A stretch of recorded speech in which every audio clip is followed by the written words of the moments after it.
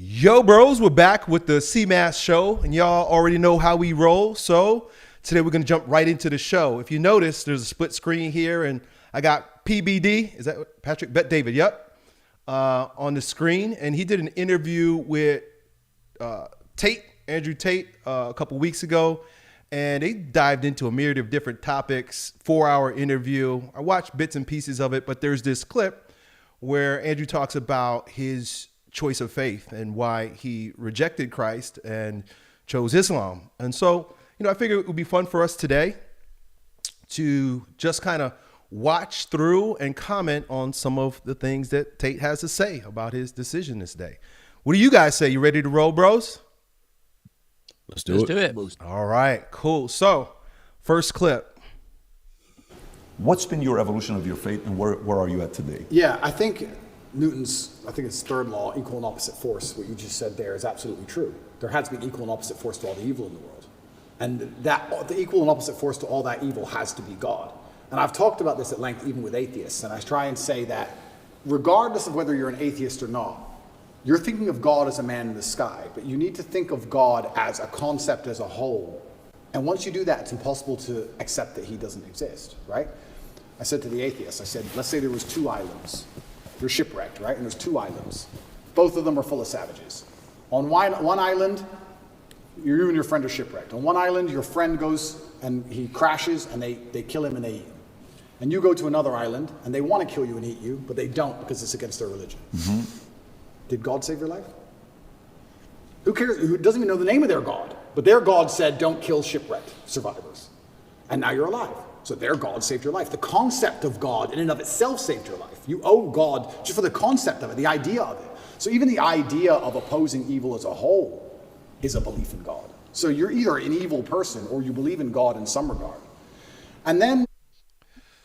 Cool. So let's jump right in with comments. Will, anything just off the bat based on what you heard there? Do you agree with, disagree with? Well, he's given a variation of the argument from evil for theism, which is a good thing to do and a way to reach a lot of people. Most people are familiar with atheists saying, there's evil in the world. How can God exist? But you can actually flip that and say, yeah, there truly is objective evil in the world. And that means that only a theistic view of the world makes sense.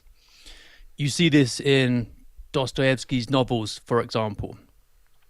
People come in face to face with a genuine insight into evil, and then that's like a religious awakening. However, the mistake Tate made there is he described it as an equal and opposite force to God. And that is not what the devil is, because you can't have 2 equal, omnipotent, supreme beings. Doesn't make any sense. So the devil isn't equal to God. That's not the Christian way of looking at it. Mike will be able to say more about that because he'll be able to explain the logic of it better. But you just have one infinite being. You can't have 2 of them because that makes no conceptual sense, right? Mike, yeah. Why don't you pick up the ball from there, brother? I'd love to hear your comments. Yeah, so what Tate's rehashing there is the Christian or Catholic heresy of Manichaeanism, and this is exactly what Will just described, is this account of a parity between a good being and a bad being, and there's no primacy of the good being. Rather, they just sort of balance out. This is where Augustine was for a moment before he eventually moved on to accept Christ. And, moving past Manichaeanism, the account is that, as Will said, God is a necessary, all-loving, omniscient, omnipotent being, and evil is the privation of the good, right? Mm-hmm. So in the same way that you can talk about like a hole in my garment, for instance, right? It's not like the hole has any actual substance to it. It's a privation of thread. It's a privation of garment. So that's the proper conception of good and evil and God and the devil that the Catholic faith. So yeah, it seems like he's sort of rehashing a Manichaeanism, and then there was like something in there about like the concept of God having instrumental value, and then we have duty to that concept. So I mean, it sounds like he's like mixing in elements of the ontological argument, the concept of God is the greatest possible being. I can sort of pull the concept of God out of the hat there. And then something about like we have a duty to that concept. So it seems like it's still instrumentalizing God as a concept as opposed to an actual being. Right. And I think personally that's what caught my ear the most, was him using God as a tool rather as a relationship in his, his argument. I don't want to say it's not a wrong argument, obviously has fundamental errors, but I can see where he's coming from. It's God as a convenient thing for society in this way. Yeah. Tim, what do you got going on there, brother? What are your first thoughts on Tate's rant? Where to begin? I don't know. I'm not seeing what you guys are seeing. I think his rant is fucking retarded. He says that if you go to an island and they save you, this is maybe a couple breaths away. They save you because they believe in some false god. Then their false god conceptually saved your life. This is some serious suite of philosophical errors. This is like saying, if you believe in, and the boogeyman makes you run into the street out of fear, and a bus hits you, then really the boogeyman must exist because he killed you. Of course, I'm a proponent of theism, not atheism. There are real proofs for the existence of God. That's not one of them. I don't know what to say. I'm horrified every time I hear the guy speak. I listened to this right when I woke up this morning, and I was kind of just chuckling to myself. I'm surprised how compelling, even I'm not talking on making money or like being fashionably sleazy or, fighting, but I'm talking about on theology. I'm surprised how many young men who are intelligent listen to what this guy has to say. Maybe I'm just missing something. Cool. Okay. I appreciate that. I got my camera disconnected. Let me see if I can get it back. It doesn't seem to want to work. We'll just stick with a bad camera. That's all. Let's keep going here. Once I understood that there had to be an equal and opposite force, I was raised Christian. I live in a Christian nation. Oh, I'm screwing it up. It's a very Christian country here. It's churches everywhere. They strongly believe. And that's where I began my journey, but I always had... Sorry, fellas. Because I understand that to God a degree, isn't a physical force. To have a religion at all, you have to have an intolerance, to a degree. Because without an intolerance, you don't have rules. You don't have laws. You don't have any... Like you said, you have to earn God's respect. If you're a religion which is tolerant of everything, then you don't have to earn God's respect. You can be a bad person and do bad things. God loves me, so it's fine. Well, no, it's not. Because that's not the point of the religion. Like that out, and I was sitting and thinking, well, what's the primary function of a religion? And the primary function of a religion, I don't believe, is the religion exists so I can live forever. I mean, that's a nice thought. But I think on a macro level, the primary objective of a religion is to restore and contain some degree of traditional value within the society. How do you... Cool. So can you guys hear me? I was having some camera problems. Good. Let's keep rolling. Yeah. So that stood out to me, that last thing he said, the primary role of a religion, he says, he gives a worldly answer. I'm curious, given this is his idea of religion, that it's the primary purpose is to do whatever he said there. What are you guys' thoughts in terms of contrast between the real reason of religion versus his concept here? Well, the real reason for religion is that worship is what we owe God. Religion is the sum total of the duties that man owes to God. And Tate doesn't seem to have grasped that. He's talking about how religion can make societies work better.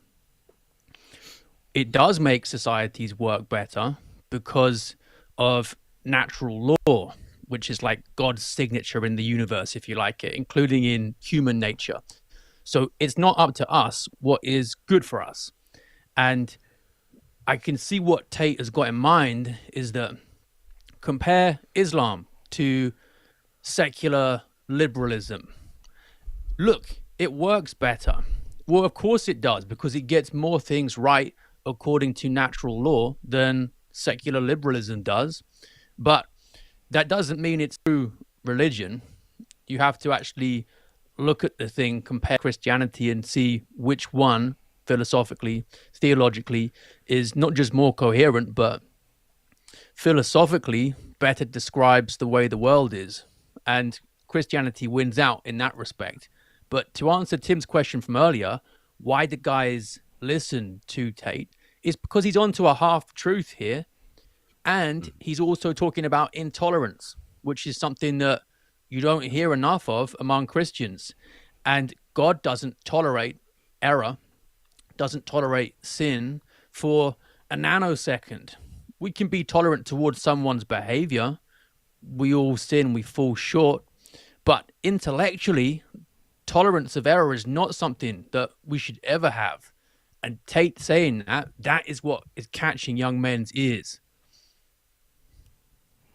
Awesome. Mike, comments? Yeah, just to pick up on that tolerance idea, you know, there's that famous G.K. Chesterton quote that the tolerance is the ideal of a society that believes in nothing, or something, you know, to paraphrase it. And, you know, I think, to reiterate what Will is pointing to, is that he is grasping that one of the goods of Islam via its reference and building upon natural law is that it does have standards, objectively so. And we can recognize, there are a lot of instrumental goods that come out of that. But I think there's a danger that he gets into here, in the same way that, like, when we did our analysis of Peterson, is that there's a danger of fully collapsing religion to mere instrumentality. And that's, I think, to put the cart before the horse. You know, we can have goods that are good intrinsically as well as instrumentally, and we recognize that things are instrumentally because they have a telos towards some final end, so we apprehend it. So my worry here is that it is true that following natural law does have instrumental value and gets you certain ends, but that's not the primary good of it. The primary good of it is that it's good in and of itself, and it's true. That should be the reason that you believe in a religion, because it's true. And then the instrumentality is downstream from the truth. Right. And that was my position exactly.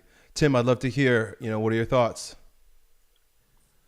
What he offered is a nice critique of John Paul II's personalism, which, as a kind of terminus, conceptual terminus, it winds up saying and suggesting, I'll say suggesting, that the point of being a Catholic, the one true faith, participating in Roman Catholicism, is because it'll make you live forever. God loves us so infinitely much, we're told, which is actually true, that according to personalism, we end up saying something which is not true, which is like, look, this is the very point of the religion, that we live forever. It's all about us. It's all about human persons, and trying to see the bright spots here. What Tate offered is actually vastly helpful when you say no. Like, now he says A is wrong, A prime is right, as a contender for what the purpose of religion is. Will's right. What Will said, the purpose of religion is a matter of justice, giving to God what is due to God, which is worship. We're literally creatures who exist just to worship him. We get the other aspects of our life, which we love, that are maybe more fun, as a sort of conditional adjacent to being there to worship God. So the JP2's personalism led a lot of people down the wrong path. But he is right that the point of religion is not that we get to live forever and we get to overcome this fear and loathing that comes from being the only embodied animal that understands it's going to die. That's not it. So if I'm seeing the bright spots, even though he supplants the wrong answer with another wrong answer instead of the right answer, I think it's a very helpful approach to JP2's personalism that he offered. Amazing. Love it. Okay, guys, let's keep rolling. Judge, let me change the way I worded that. How do you judge the success of a religion? I don't think you can judge it by the number of people who join it, because there's lots of people who are Catholic who don't act Catholic. They don't act in any way particularly Christian. Anyone can say they're something. You can walk into a strip club and everyone says they're Christian. It doesn't mean anything, right? So how do you judge the success of a religion? Well, I like to think the best way to judge the success of a religion is how successful is it at fighting evil? How successful is it at preserving the morality of a population in X parameter, in X geographical area? So when you look at it from that way, you can't say that Islam isn't the most successful religion on earth. It's the most successful in regards to opposing evil. It's the most successful in regards to opposing its differing viewpoints. It's the most successful in regards to having people act within the limits and the confines of what it finds to be moral and good to God. It's the most adhered to. It's the most feared. It's the most respected in most forms. And then also I'd like to... Cool, let's stop there. So how do you judge the quote-unquote success of a religion? He's got his own ideas there. I'd love to hear what you guys have to do. How do you judge a religion? Is it based on these worldly standards? Or is there some other means by which a truly religious person judges faith? Why don't we go backwards around the horn? Tim, I'd love to hear from you, man. Go for it. Of course, so we'd have to split ontologically and epistemically. Ontologically, a religion could, in theory, have one adherent and be actually true, right? Like it's true because it's true. If you're the one religion truly worshiping the one true God, then the religion is successful qua the matter of justice that I described before, right? You are giving to the one correct God what is correctly due to him, worship. That's not what Tate means, though. He means everything as he intends it through this prism of usefulness or instrumentality. Mm-hmm.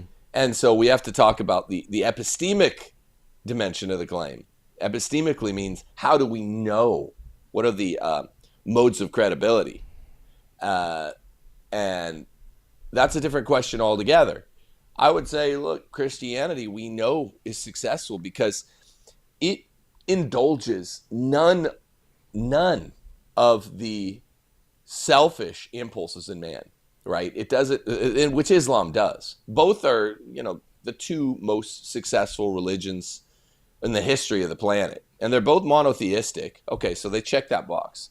To be true, a religion has to worship one God, or else you're into Edith Hamilton's Greek gods problem, right? You can't be sovereign and all-powerful and multiple. Okay, so Christianity and Islam both check those boxes. But two, on this epistemic track, we're going to say that a religion is successful if it has many adherents. This is the kind of stuff that appeals to Tate, from what I understand of Tate. And both Christianity and Islam check this box too. But the third box that you need to check is, Plato said, knowledge is justified true belief. It's got these three elements. Well, similarly, a true religion has these three elements. It's got to be worship one God. It's got to have many adherents. And the third one is, like the third element of knowledge, it's got to be you worship the one God for the right reasons. And Islam has adherents who worship God because it tells them, if they're male, go ahead and abide by these really not very stringent rules, very lenient rules that Tate should recognize better. And you get all these virgins. You can do whatever you want. Instead of being the sovereign king of the household. You're basically the emperor who can do whatever he wants, an immoral emperor in a household. And of course, women follow it because they'll have their heads chopped off if they live in the wrong part of the world and they refuse to. Christianity, on the other hand, it enjoys those first two benefits that Islam does, but it managed to do so preaching an utterly unselfish message, which is, hey, follow me to the cross. The greatest thing you can do is lay down your life for your friends. Deny yourself. You're not allowed to even lust. Even lust in your heart is adultery. But the true love that is God will be yours. You could be unified with him if you unify yourself with me in suffering on the cross. That message, 11/12 of the original 12 apostles went to their deaths, and they were preaching this. Hey, the seed of the church is the blood of the martyrs. And this managed to spread even more than Islam did in the first Christian millennium. That's the mark of truth. When you're selling a hard message, and it's even more popular than the easy message of Islam. He's, of course, I'm sick of saying it by now, but he's definitely right about the tolerance thing. Christianity is not tolerant. Intolerance is based, and it's just that we've been preached a false gospel. So that he doesn't know that, though. Right. It seems that way.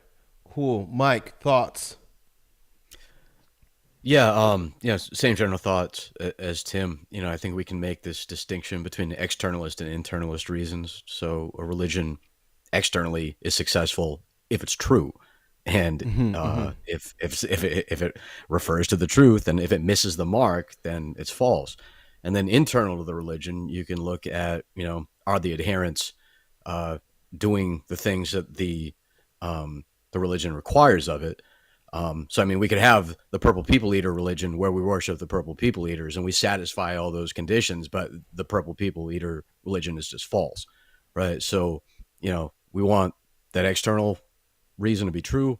Internally, you want people to be adhering to the reasons. And then, as Tim said, they need to not just be adhering to the mandates of the religion, but they need to be doing so for the right reasons. So it can't be just for the sake of getting goodies and avoiding, getting carrots and avoiding sticks. It needs to be from a deeper set of reasons: glorification of God, self-sacrifice, etc.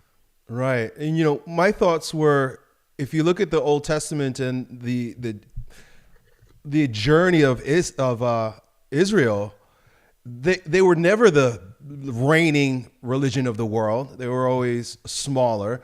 They didn't always win. They fell out of grace with God numerous times. If we're judging the truth of religion based on its adherents and its people, well, then, Islam claims to be Abrahamic, as do Christians. Well, then the roots of what we both believe fail. And so that's where the argument falls apart in my mind as well. Will? Most people probably find what Tate says convincing because they've got this image in their minds that the West is degenerate and Islam has things under control. But if you dig beneath that narrative a bit and look at what's actually going on, it doesn't really hold up. And if you talk to Catholics who've converted from Islam, you can hear some interesting stories about this. There's a couple of guys I follow on Twitter who just put out some of the news coming out of Muslim countries that most people wouldn't be aware of. So just yesterday in northern Nigeria, there was a Quranic school and 300 young boys have been chained up, tortured, and sexually abused. And that's the kind of thing that is even worse than what you get in the West with LGBTQ flags around the school corridors. There's another one, Senegalese Quranic master suspected of raping 27 of his schoolgirls, arrested just a couple of days ago as well. So the idea that the West is falling apart, but Islam has everything under control, that's one of the main reasons that Tate has for people thinking he makes sense. But no, look at it, doesn't hold up. The other point I'd say is, did the founder of your religion beat death? Did he leave an empty tomb? That's a big thing to look at too. Christianity's got that, whereas Islam does not.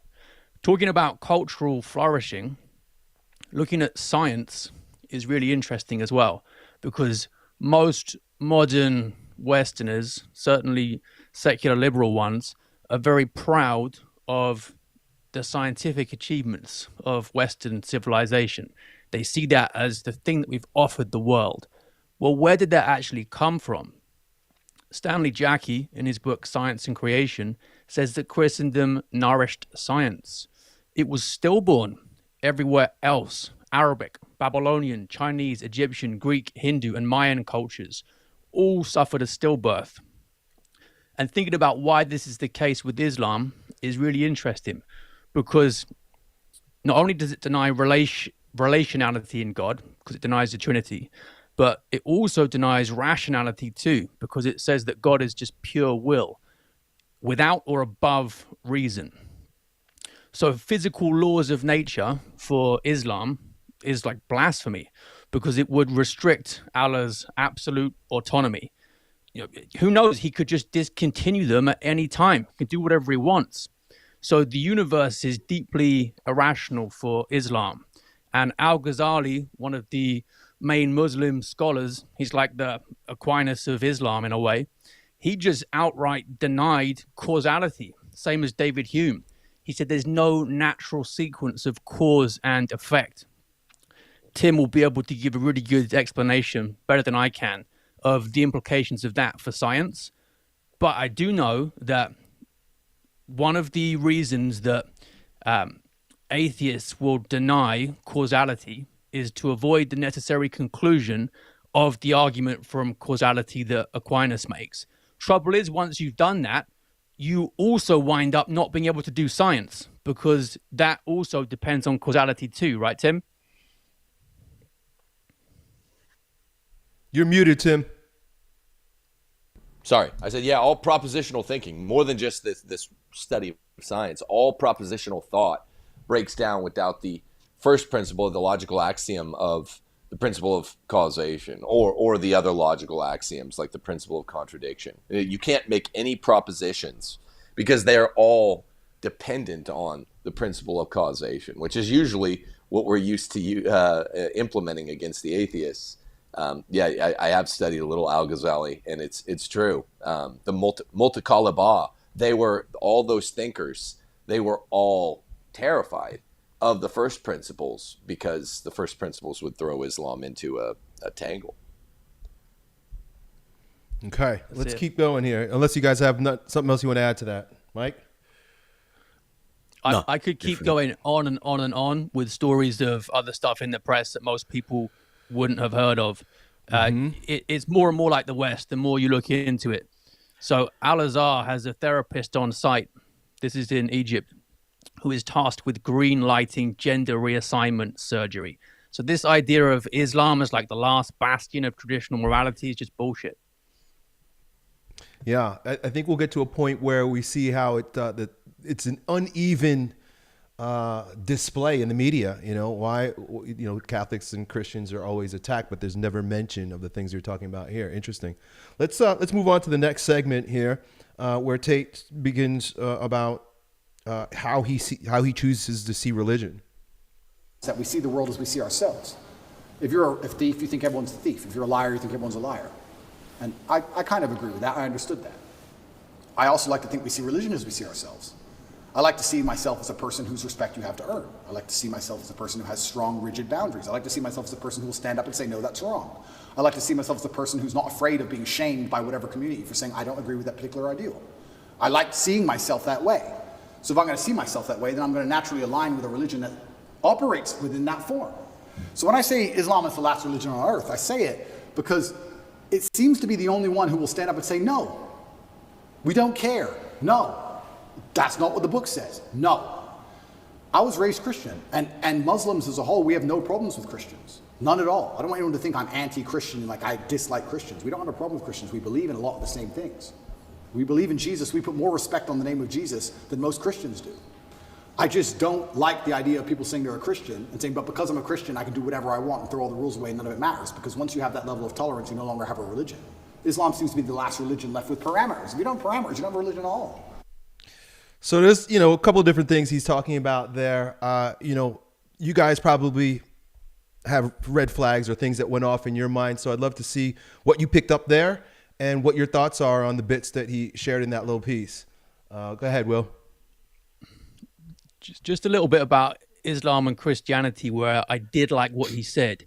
So he's right. They do revere Jesus and also Mary as well, which not a lot of people talk about much, but it's very important to talk about. So Islam says that only Adam and Christ had their souls created directly by God. And they also say that Mary was surrounded by divine grace from her birth, and they affirm her perpetual virginity. And Islam speaks very sternly about the Jews for rejecting Mary. So Tate is onto something important here, and he's right that there are connections between Islam and Christianity. Tim's pointed out it's monotheistic, and this isn't some kind of trendy post-Vatican II idea. You can find it in older catechisms as well. I think it's Pope Pius IX got it in his catechism. So Muslims get monotheism correct, but they worship the one God of Abraham in the wrong way. And when you're thinking about this, it's worth taking Islam very seriously as a Christian and not trying to write it off. It's a much more serious opponent than liberalism. It's been around a lot longer than liberalism has, and will be around a lot longer after liberalism has gone too. Hilaire Belloc, in his book on the Great Heresies, has a couple of good points, I think, that people should bear in mind. So he points out that Islam is like a Christian heresy and says, look, Muhammad is teaching in some respects Catholic doctrine, but really oversimplified. You've got the unity and omnipotence of God. And he also takes over from Catholicism the fact that God has a personal nature, that he's all good, that he's timeless. You've got the providence of God as well. And he has he's the origin of all things. He's the creative power. And he also sustains them in existence by his power alone. We've got good spirits or angels. We've got the evil spirits in rebellion against God too. And you're also insisting that the soul is immortal and it's going to be judged after death as well for its actions during life. So when you take all that into consideration, yeah, there's plenty of stuff that Islam and Christianity have got in common. And what you're not going to find from Tate and other Muslims, for all the things they get wrong, is this ridiculous idea so common in secular, liberal, intellectual cultures in the West that religion is some kind of joke. Right. What stood out to me was, his statement that we want to see religion that we see ourselves. But if religion was a faith, that means that we might have to transcend our subjective reasoning and what we think or feel or see with our own eyes.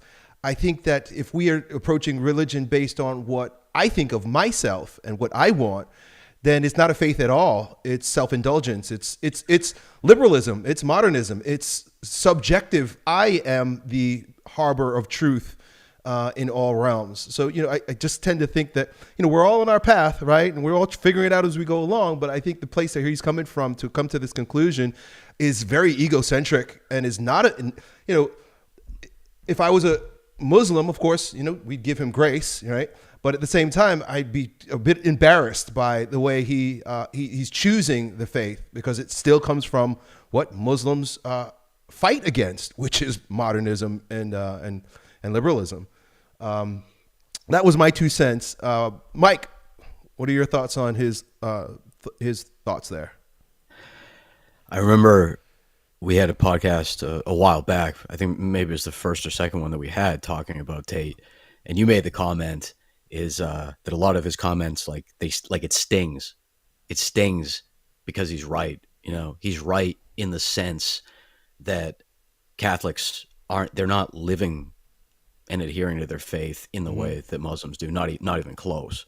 And to have that, I think, reflected back at us and reflected back at the West is largely in part of his, it's generating his popularity, is that he even though, as for all the reasons Will and Tim have mentioned, even though Islam is a Catholic heresy, his account of Muslims actually being authentic practitioners of their faith, that stings for a lot of Catholics who have been infected with modern liberalism.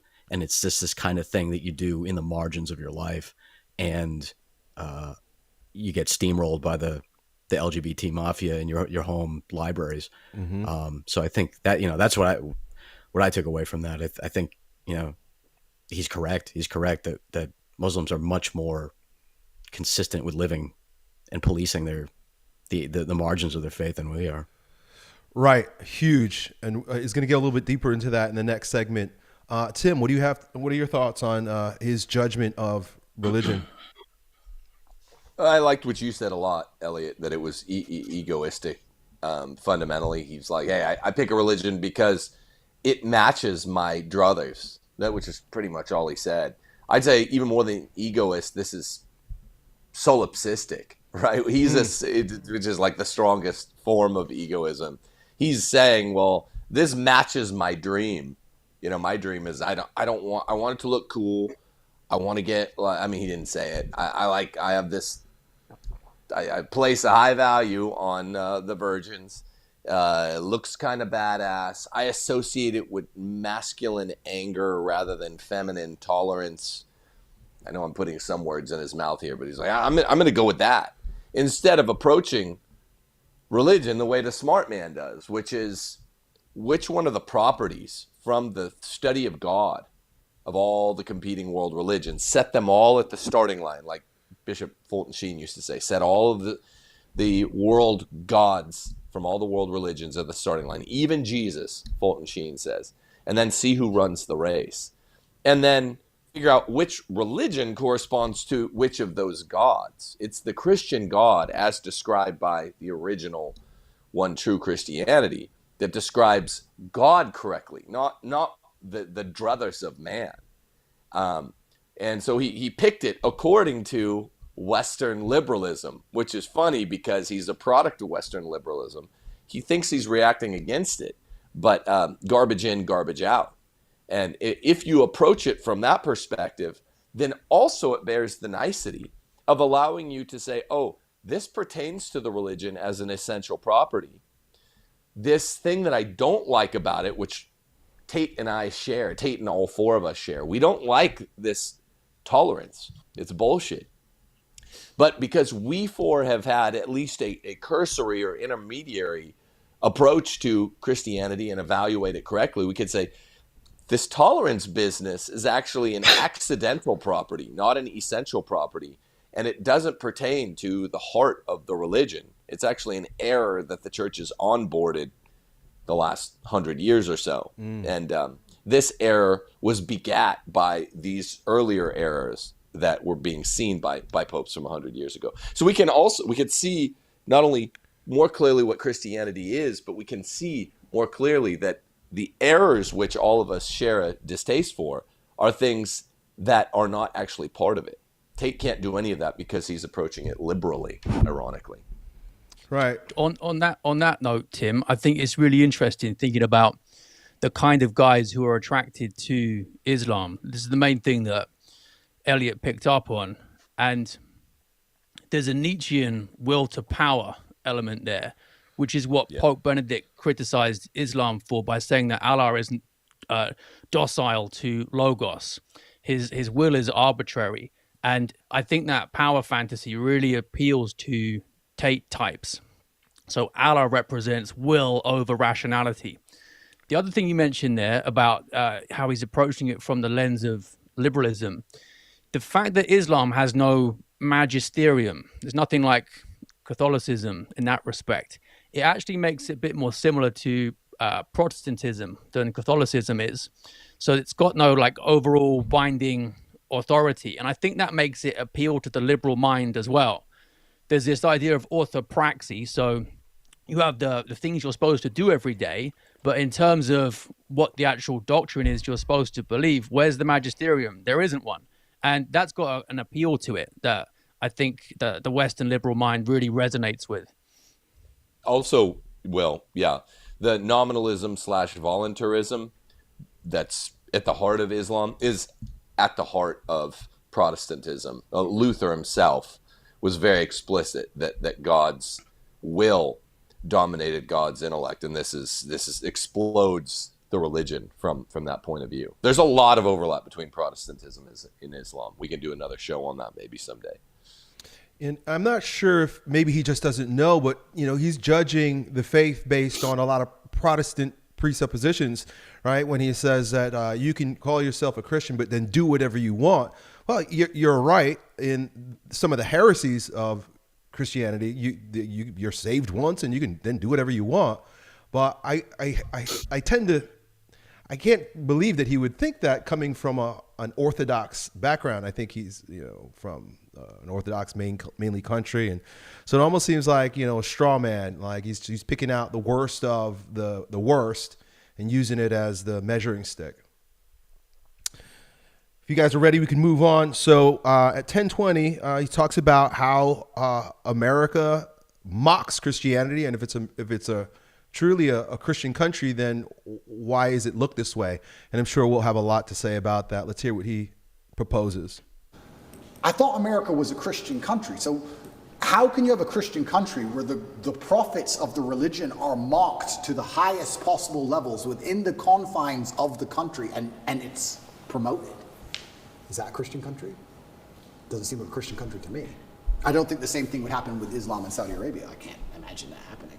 So how can you say we're a Christian country, but everyone's mocking our God on the streets? Ha, ha, ha.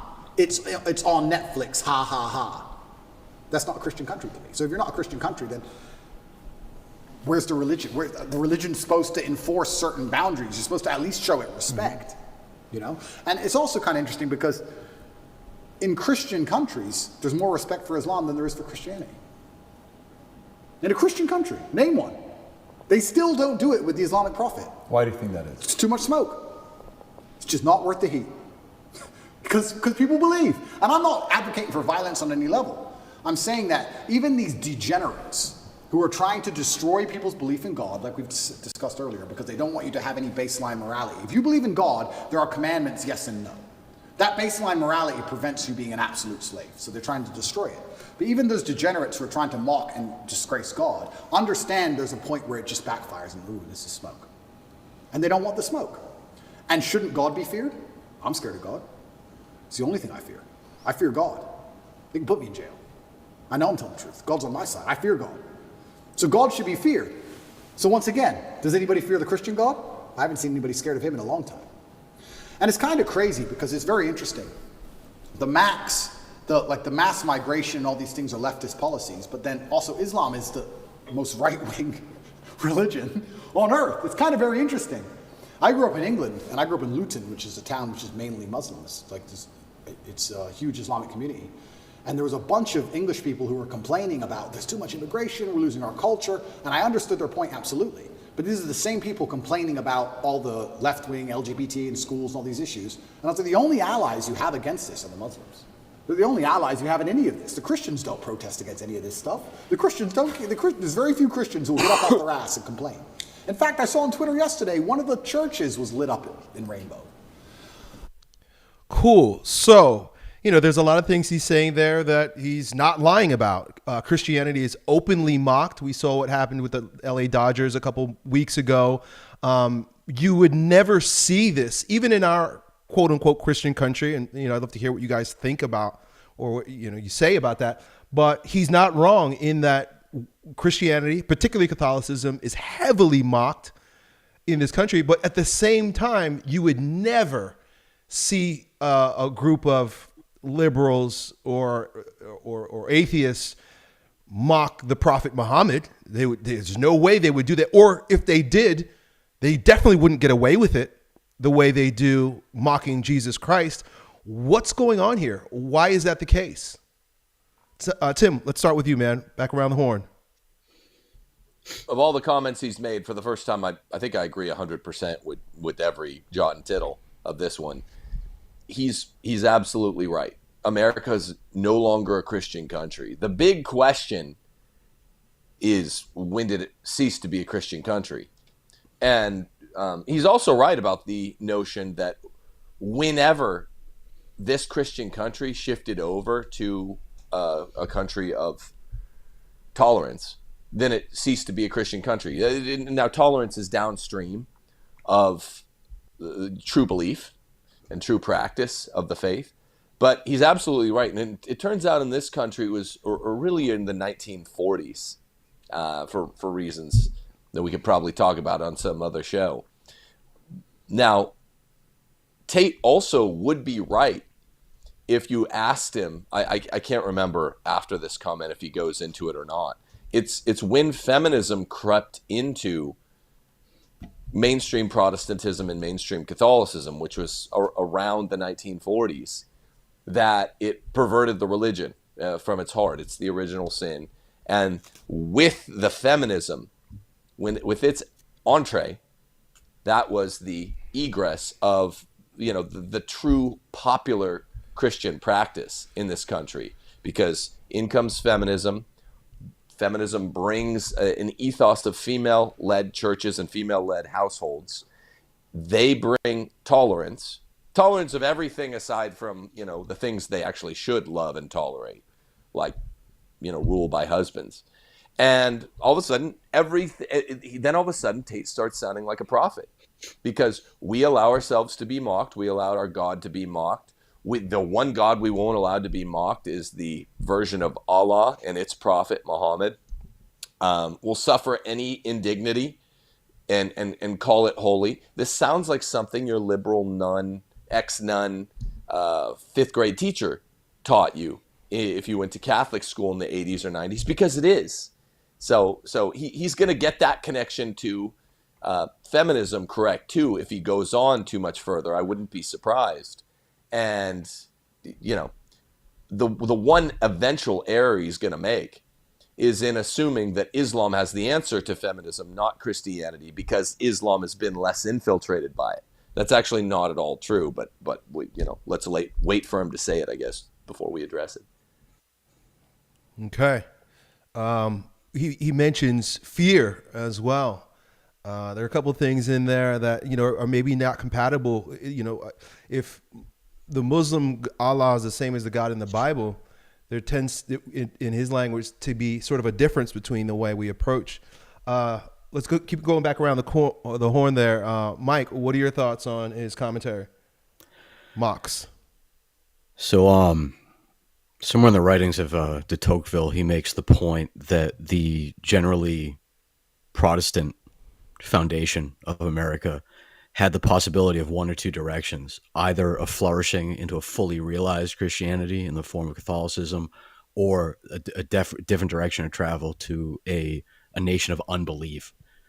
And then Pope Leo XIII goes even further with this, saying that the necessary trajectory of liberalism, it isn't merely neutrality, but the eventual persecution of Christians and Catholics as a way of demonstration for the tolerance, right? How else do you demonstrate tolerance in the public space than by crowding out the Catholic and Christianity elements of it, right? So it ends up being zero sum. And he predicted this at the turn of the century or whatever, late 1800s. So I think that I think he's very correct in his analysis of things, but in part of it is, we've inherited an entire decaying, decadent culture with as Tim pointed, a legal apparatus that is bearing down on all Christians and all Catholics. Tate's a protected class, as he noted, right? So, Islam has two things going for it. One, it has the momentum of its own believers, but then within the liberal paradigm, it gets all the social justice points as well. So, that's a bit of the explanation of the asymmetry between why aren't Catholics as vocal in the public space as Muslims. Well, watch what happens. The FBI will tap your TLM or put you on some sort of watch list, whereas Islam gets, they get incorporated into the rainbow leftist juggernaut. So that's one explanation. as to that asymmetry. And I think, as Tim pointed, its roots are in feminism, mainly. Second of all, I think he did make an interesting point that I think that there actually is a possibility of, oddly, of Christians and Muslims coming together. I mean, you saw this, I think, recently in, like, it was a Dearborn school meeting where there was Muslim parents and Christian parents both uniting, under the same Abrahamic God, under natural law, under regard for the family and the nuclear family, to push back against the rainbow transgender stuff. So I disagree with him in that regard. I think there actually probably we will see in odd, like, strange bedfellows of Christians and Muslims fighting back to back as the rainbow encirclement develops. And I just, I have to be completely transparent in my sentiment with that regard. I would love to see nothing more than that happen. I would love to see believers, maybe we have our disagreements for sure, but the real enemy is what's happening with liberalism right now. And to see Muslims and Christians coming together to fight that behemoth of an enemy that's taken over the entire world would be a sight to see, man. And of course, I think it's probably inevitable. Will, what are your thoughts on, this disparity? What Tim was saying about where the weakness stems from, and I think he pinpointed around 1940s. What you're thinking about there is the question of integralism and the separation of church and state. Christianity says there isn't really a separation. There's a distinction, whereas Islam just says basically there is no state. We just absorb it. And what Tate's talking about here is having the standards policed. And an example would be in Egypt at the September 22 concert. There were people holding up rainbow flags, and it was during the performance of a Lebanese group with an openly gay lead singer. And they had some songs about same-sex relationships and gender identity, etc. But when people held the rainbow flags up, 7 of them got arrested for waving the flags. So that's an example of what Tate is saying about intolerance. But that's a good thing, by the way. That's correct. The problem is the people who imagine that winding the clock back to the 1950s is like the golden era of the West. No, because by that point, religion had already largely been relegated in principle to the private sphere. And that's what Tate is talking about here. He's not articulating it in the correct way, but that's what he's got his finger on. And it's true. Chesterton was writing in 1913 in the Illustrated London News, and I was just skimming through some of his remarks on Islam. Check this out. He says a couple of things that made me laugh. You won't find in the Quran strong encouragements to the worship of idols, nor will the praises of polytheism be loudly sung, nor will the character of Muhammad be subjected to anything resembling hatred. And you certainly won't find the great modern doctrine of the unimportance of religion. So in that respect, Christianity, the West in general, has got some hard lessons to learn from Islam. And that's why Tate gets some of the attention that he does. He hasn't got the right answers, but he's definitely drawing attention to some of the right problems. Amen. Cool. So, he goes on here. I'm going to start the video again, talking about liberalism, particularly LGBT. Let's hear what he has to say. I have nothing against gay people. I don't care. And that's actually another point I want to make into about this thing. I think most people don't care, and I think that bothers them. Have you ever had an argument with a girl, and she's like stropping around the house, she's huffing and puffing, and you just don't give a shit? So she has to keep upping the ante till you eventually go, what's the problem? Because she tried the low-level stuff, and you didn't care. I kind of feel like this has a remnants of that. I'm gay, cool. I want to get married, fine. I want to wave my dick in your kid's face. Whoa, whoa, whoa, whoa, whoa. It's like.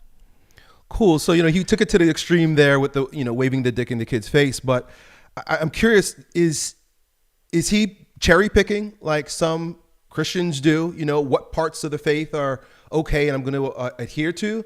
Because it sounds like he is here. It's if you're a Muslim, is it okay to be an LGBT pacifist and say, "Oh, I don't care. It's okay. Do whatever you want." Is that love? Is that the kind of love that that the faith is called to? I'm curious what you guys' thoughts are on his comments there.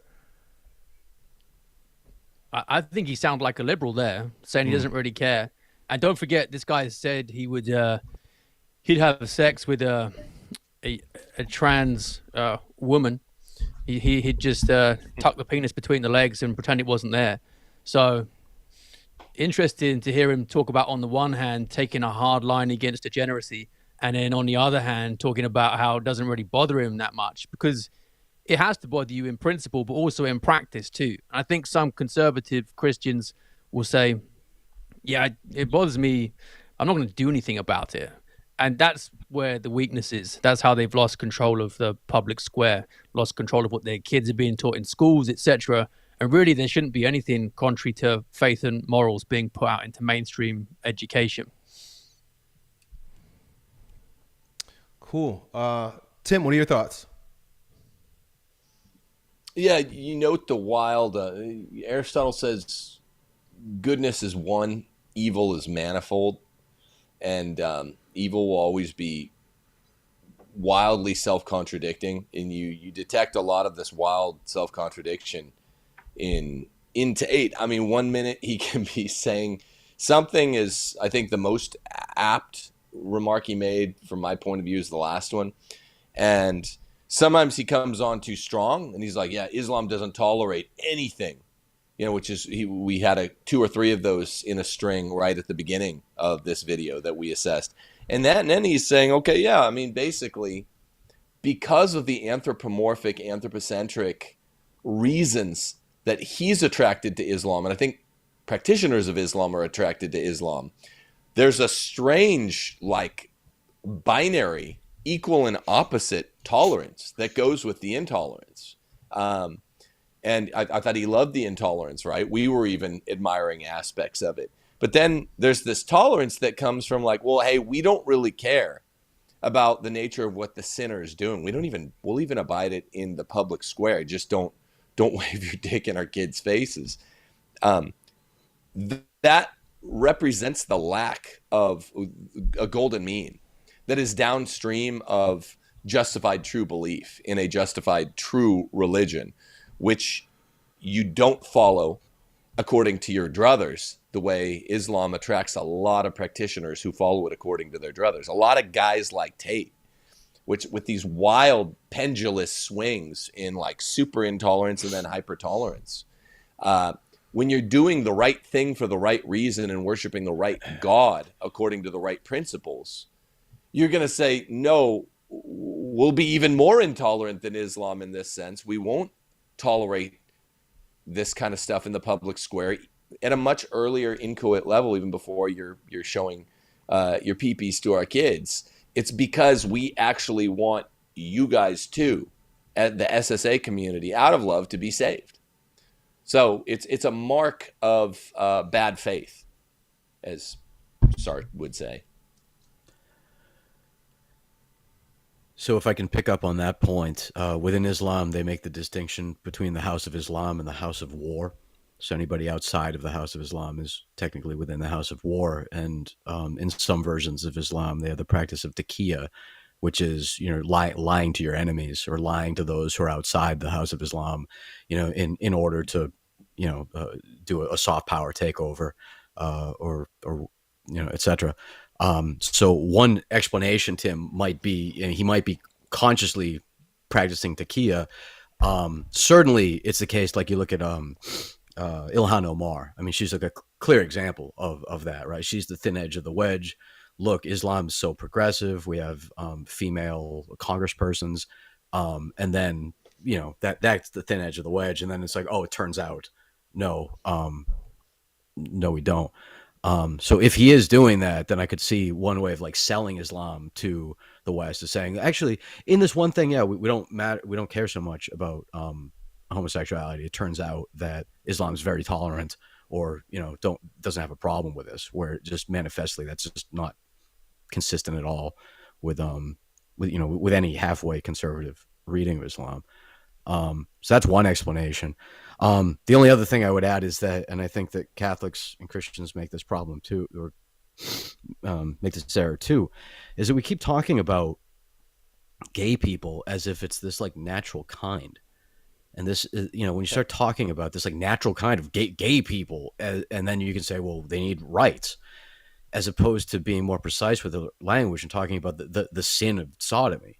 And I think that that's an important distinction, because, you know, that it does allow us to condemn the sin and to have compassion for the sinner, as opposed to bundling those things and then you know, sending criticisms against that package, and then we get the door in the face. So I think that that's an important distinction, both insofar as it allows us to hate the sin and not the sinner, and it allows for, like, it doesn't allow for like these like fake rights claims to be generated off of this like new natural kind that just got spoken into the world. So I think we should be very precise talking about the sin of sodomy, not gay persons, as some new category. Yeah, That's in fact, huge. strictly speaking, to the there are no gay rights. Strictly speaking, like you have rights as a person, but not as a gay. Doesn't make any sense. Quad gay. Yeah, exactly. Yeah, Very cool. The next segment here, you know, there's a little bit of pushback and questions from the two hosts.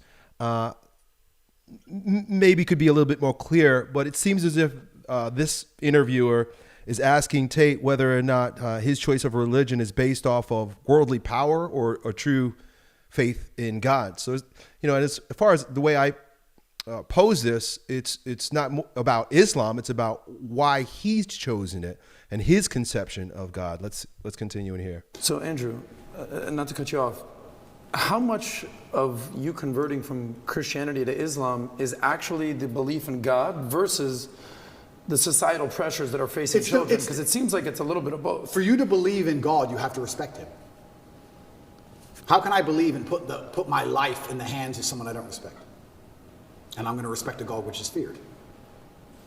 Yeah, but it's a vertical relationship, right? It's not a horizontal. If you base it horizontally, they're going to disappoint you. If you think about, if you're going to believe, let's go believe Prophet Muhammad, his teaching, and let's go believe the Bible, NIV, and Jesus, Father, you know, for God so loved the world that he gave his, you know, you gave your son for me. Let's say that's true, and you're doing it based on faith. Who would do such a thing for me? What a level of sacrifice for you to do that. Who am I for you to be so worried about me? If you look at it from that angle, it's not necessarily coming from a place of fear. It's coming from a place of grace. It's coming from a place of love. It's coming from a place of, absolutely, you know.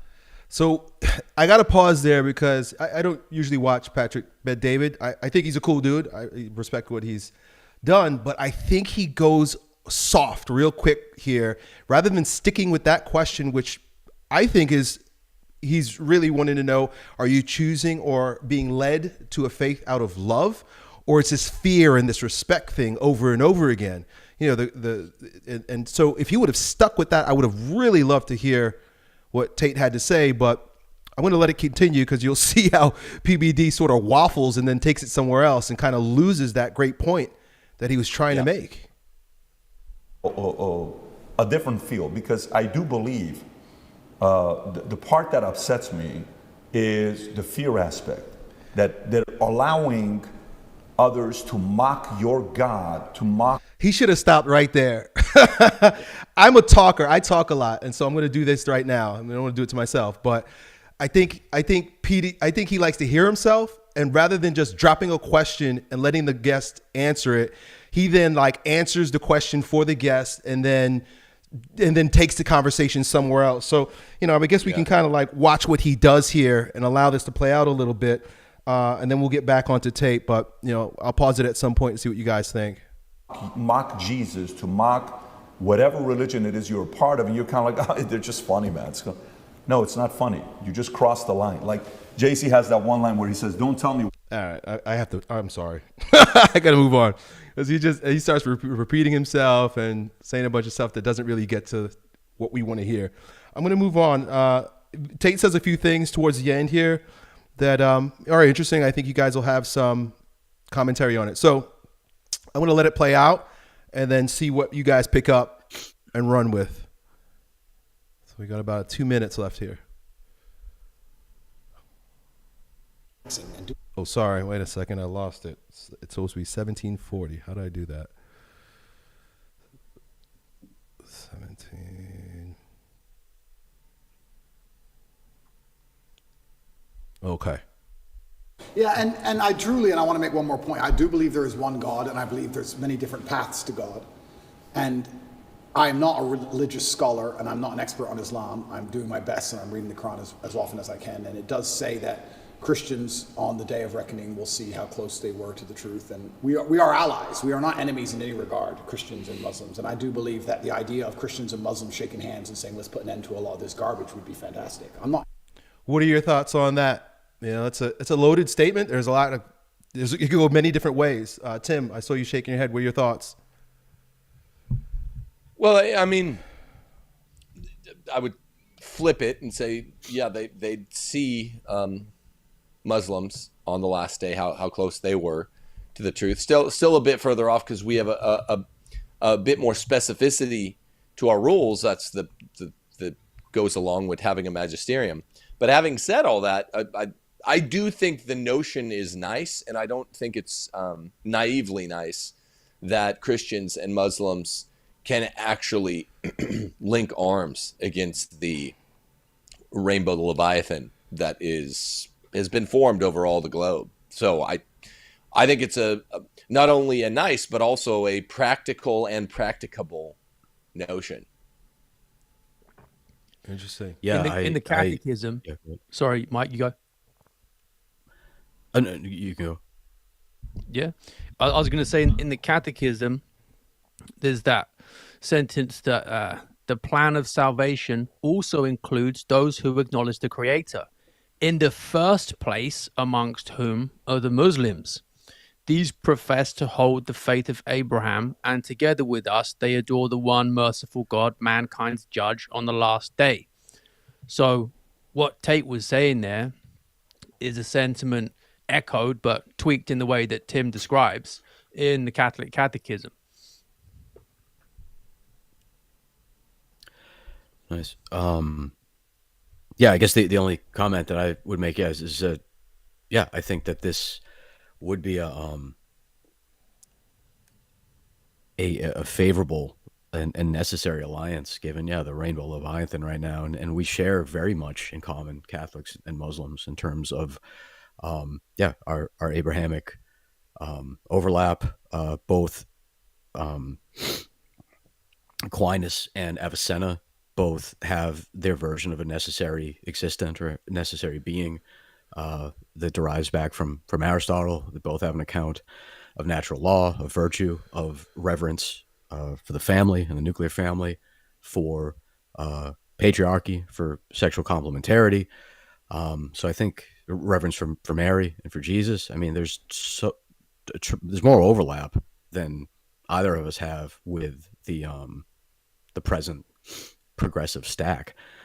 So yeah, I think that in all likelihood, you're going to see, hopefully people of both sides putting aside differences to fight this greater evil.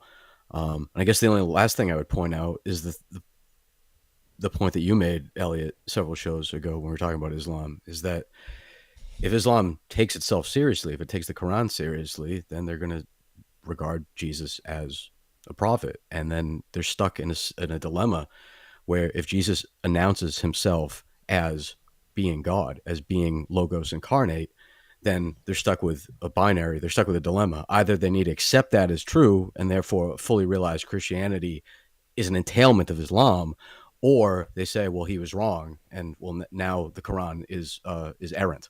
So I think just from first principles, you don't have to read any Catholicism. You just need to just from out of the tenets of Islam and the Quran, from those first principles, I think Christianity just drops out of it.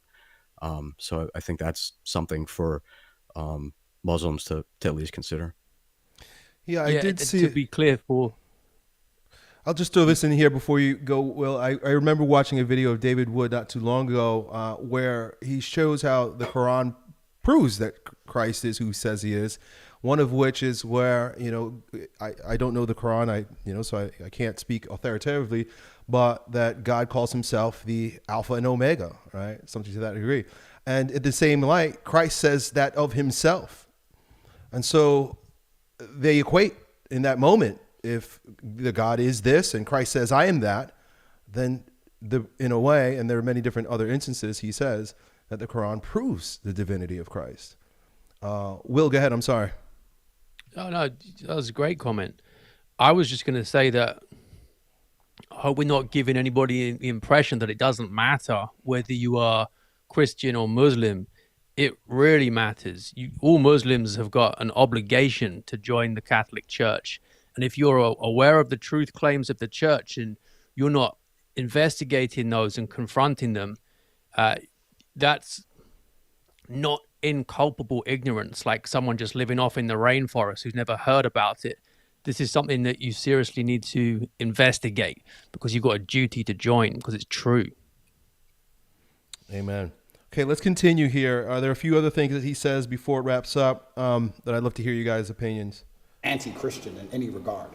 I just found myself, as I became more and more religious, seeking and looking for a faith which not only I could be proud of, but a faith which was guiding in regards to, I don't know what a Christian would answer to certain questions nowadays. What does a...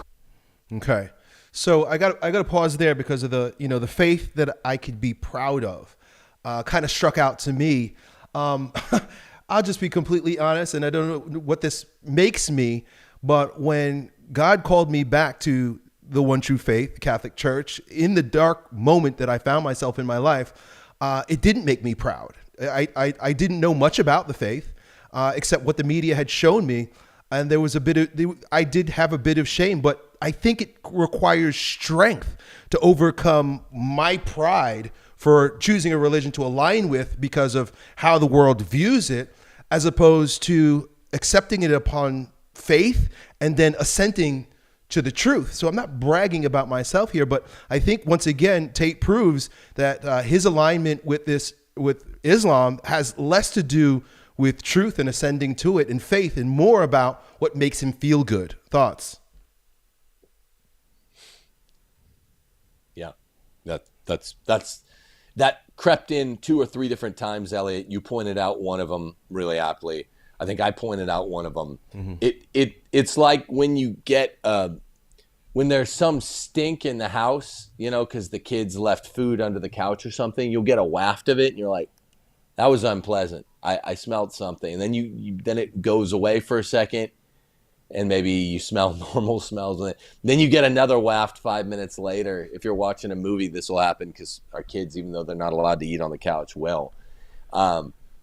And you're like, okay, we got to pause the movie and find what this is. That's what keeps creeping up with him is the utterly anthropocentric reasons for Tate's conversion to Islam. It's something he can be proud of.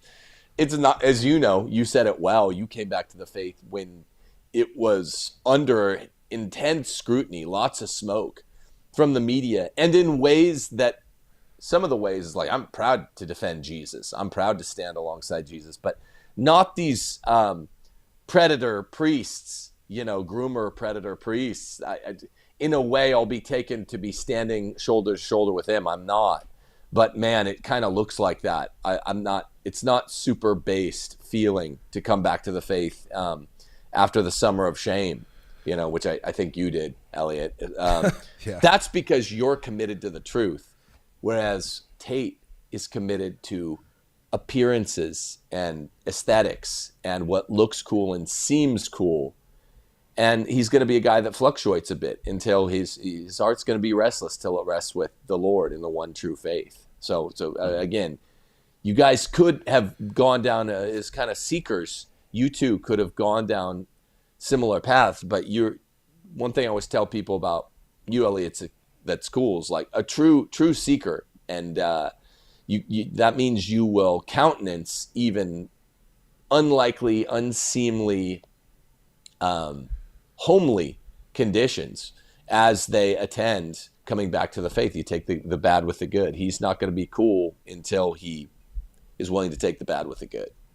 Yeah, on that note, one of the things that I heard that softened the blow for me, I guess, a little bit, I don't even know if that's a good way to put it, that I see him doing here is judging the faith based on the people. And someone said once to me, you don't judge Christ based on the actions of Judas.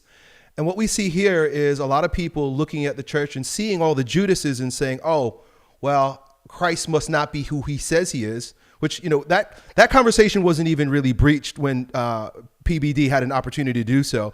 But he's not judging Christ based on his words and his actions and his miracles and the fact that he's God himself, but Judas and what the bad guys have done. Once again, a sort of a weak move, like some of the red pill guys like to say, women don't run the race with you. They wait at the finish line and date the winner. And it almost seems like this is what Tate is doing. He's not running the race, because it's too hard. It's too ugly. There are too many things that stink. So I'm going to wait to see who wins this whole thing, and I'm going to align myself with that. That's what I see. Any comments there, Mike? I see you. Yeah, I guess I totally agree with that. I think the only thing I would add is that he said somewhere, like, I don't understand, or I don't know too much about Christianity. And I think this goes back to early episodes that we pointed out.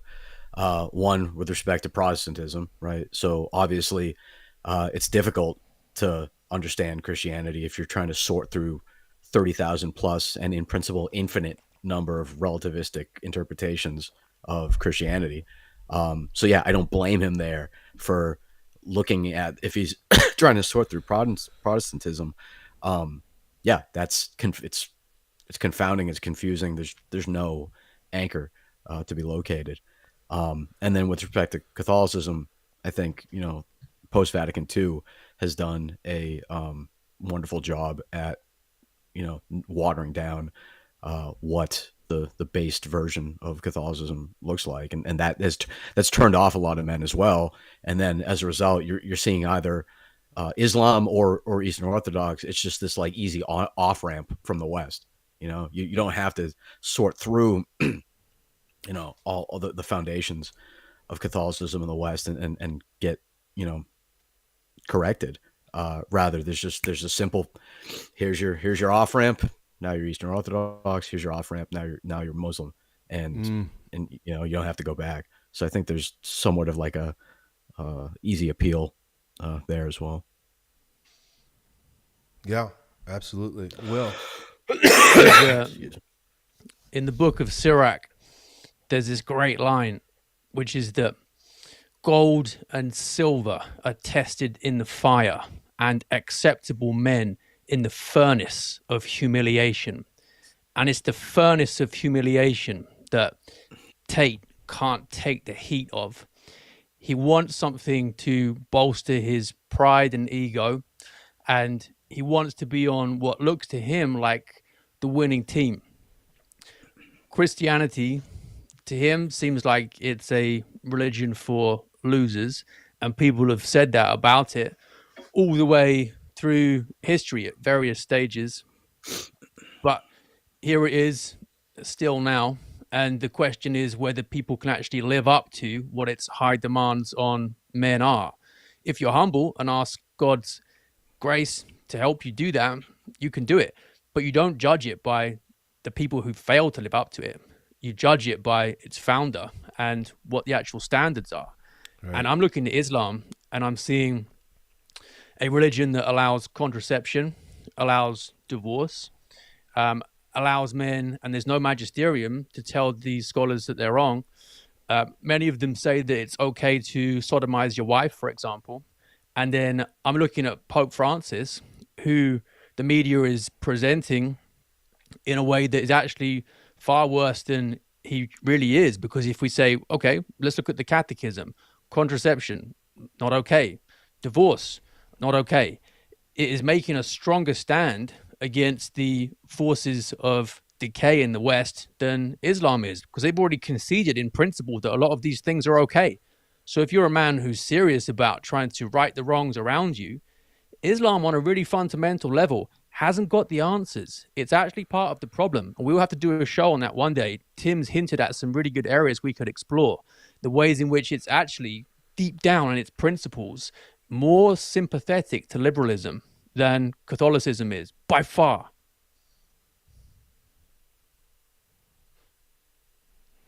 Cool. So let's wrap up with this last piece where he suggests that Christianity is complicated and Islam is simple. And your thoughts? Christian answer to, I'm a transsexual and I want to show your kids my genitals.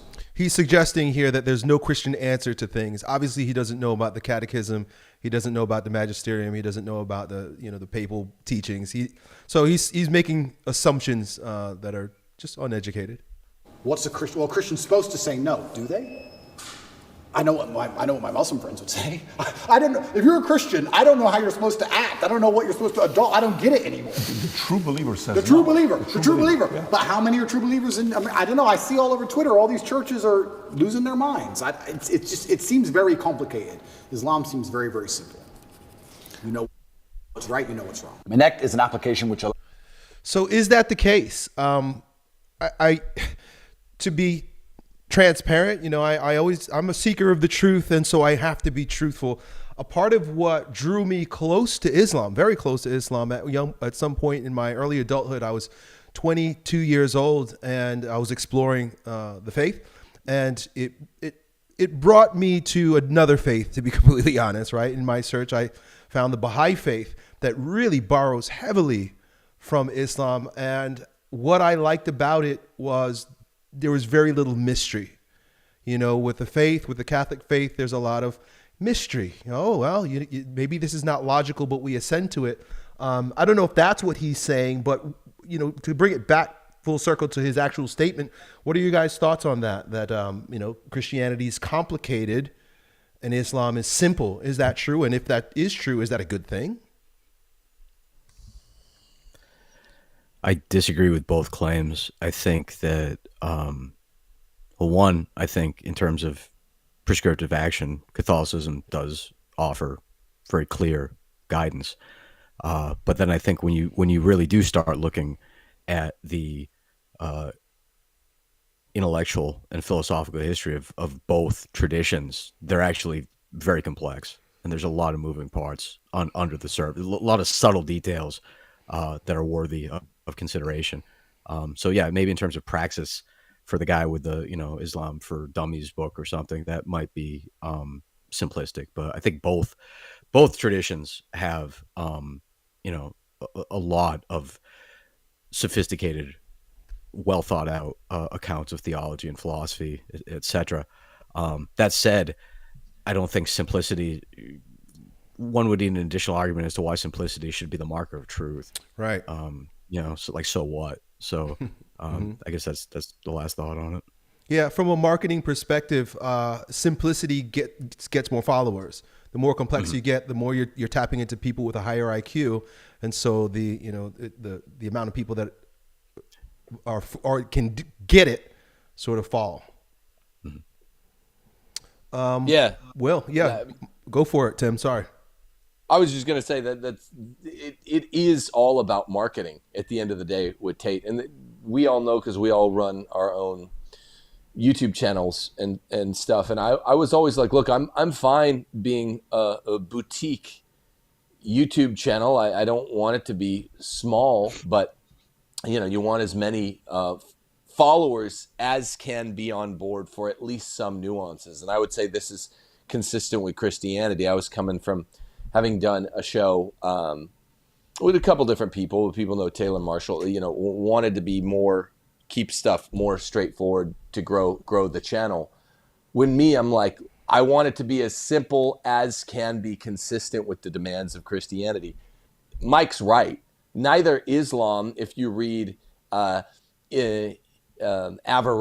or Avicenna or Al-Ghazali, that's not simple stuff. Nor is it simple if you read Thomas Aquinas or Bonaventure or Duns Scotus. Those are the justifiers of the faith, and they're the guys sort of helping the sausage stay made from a faith justificatory apologetics lens. But the calls to action, I guess I'm just repeating what Mike said, of Roman Catholicism are utterly clear, because we are a magisterial faith. We are a faith where it is preached that God's intellect trumps his will, precedes his will. Islam's call to action for the practitioners are not clear for those same two reasons. They have no magisterium for making direct impositions on the practitioners, and they believe that God's will is prior to his intellect. So those are the two ways that you want simplicity, that one should want to see and expect to see simplicity. No one should expect the apologetics to be utterly simple. That's what I was going to say. He can't get clear answers because he's got no magisterium and no binding authority. There's no pope. That's a massive problem. And the idea that divine mysteries should, on the face of things, be simple and easy for us to understand is just absurd. We can't prove that the Trinity is logically incoherent. We're not going to be able to grasp it fully, though, because of the nature of our finite minds. For a finite mind to be able to totally comprehend the infinite, it would have to be infinite. So, of course, it's got to be difficult. But Christianity has the authority with Catholicism to be able to tell us what's right from wrong in a way which is crystal clear. So he's got it the wrong way around there. Right. Yeah. How does a religion regard the natural law? That's the test, the call to action. And there's only one faith. Even if we divide it into the three different types of Christianity, only Roman Catholicism is completely square with the natural law. Islam's not. That's where you want yes to mean yes and no to mean no linearly. Well, yeah, although Islam does happen to get some things right by natural law, I don't think it's even got like a coherent, consistent natural law tradition in its own theology. It doesn't. Ibn Taymiyyah breaks specifically from any natural law or Aristotelian metaphysics and goes off on his own. So at least his offshoot, and then whatever Rumi's offshoot was, the I forget, but whatever the third. Sufis. Thank you. I think that's also like oddly diverting from natural law, if I remember. Yeah, I guess if you're getting rid of the principle of causality, like who cares? Mm-hmm. Yeah. There's this tendency to, I guess, even for people who are ignorant of the faith or of Islam, to see it as one thing. Like, oh, there it is. It's one thing. Mm-hmm. But then also turn around and pin that on Christianity as if it's all one thing as well. But the argument between the two is the one book versus many book, right? And so we know that, with the Protestant revolt, the book was then immediately changed by Luther, and now we've got 30,000 different variations of the faith based on different books that even PBD he gives a shout out to NIV. I don't know where he came up with that. NIV. I'm like, okay, well, why'd you go there? But then that there's only one Quran. First of all, is that even true? Because that's the first thing a lot of people say. There's one Quran. But is that really the case? Do you guys know? Well, I mean, if you look at, I guess, I don't know, different interpretations, I think, from Tamiya, Wahhab, Qutb's later interpretations. So maybe it's the same Quran, but different interpretations. So I think it's still going to generate this proliferation of schools without any North Star to it. Yeah, it can't interpret itself. Yeah. Right. Absolutely. Cool. Tim, any parting words, man? We're wrapping up here. I think this was very helpful. I'll let you wrap if you need to, and then I'll wrap up. No, I'm currently on a YouTube strike, so I haven't done videos this week on my channel because I'm not allowed to till midweek next week. If people on your channel, Elliott, are interested in following me, follow me on Rumble. Timothy Gordon on Rumble. We really need to. We should even start occasionally doing our CMask shows on Rumble channels, because we're living on borrowed time here on YouTube. Do you know about all of us. Spiritus? Yes, I have a meeting with Spiritus tomorrow. Yeah. So yes, are you on there? Yeah, I have. Well, I have an account. I haven't started uploading there, but very well done, very impressive. And I Is think it what you're okay? saying, That's good to hear. I trust you. I'm glad to hear that. Yeah. Yeah, you think better than Rumble? We could talk about this off channel, but I'm kind of just gonna start throwing videos on all these places. Luckily, we have my Rumble channel is already going. We have 4,000 followers. We upload every video on both. We always have, just because of my smart wife. We've always done that. But I'm gonna start doing. I do 3 shows a week. I'm gonna start just doing 2 on YouTube and putting 1 exclusively on Rumble, because this is such borrowed time here. I'm just sick of the game. I'm sick of playing in some other kiddies sandbox. Amen. Yep. Go follow Tim over there if you like what he's got to say. You guys, anything else? Will, you want to point anybody in any direction? You got some cool projects going on. You want to shout that out? Yeah, go to patriarchyproject.org and you can apply. I'm not saying you're going to get in, but if you're interested in talking about these kind of topics, I'm hosting a community there so that guys can come together and discuss masculinity, marriage, morality. And it's a good group so far. I've got lots of applications to sift through. But if you've enjoyed today's show, you'll enjoy the discussion there. And that's not something we can get kicked off. I've got a YouTube channel strike as well.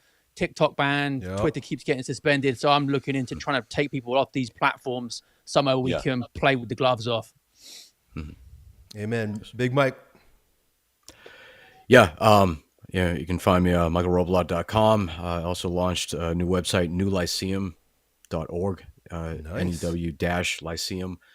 So it's purely a platform to consider integration of mind and body training. So it's Aristotelianism updated for the 21st century. And, hopefully that can be kind of like a light touch entry into Catholicism without being overbearing. So that's my newest project. Awesome. Cool. Well, this was a great show. I appreciate you guys. I love hearing your commentary. I love the chat. I've been following you guys in there. A lot of disagreements, which I think is good. We come to the truth not by agreeing, but by disagreeing and exploring. So it's amazing to see the conversations, as long as they're respectable. You want to abide by the truth, right? And of course, we're trying to figure it out. But being respectable. Respectful and understanding, as we sort of asserted to here many times throughout the show, there's a greater enemy out there. And I'm not against my Muslim friends. I have many of them. I'm not against Andrew Tate. I'm really against what's happening in the world today. And along the way, we want to explore truth. And so that's why we had this conversation here today. And so thank you for joining us. And we'll be back on, I guess, Will's channel next week. And we'll be back here. We'll circle the horn 4 weeks from now. I hope you guys enjoy this show. Talk soon. Done.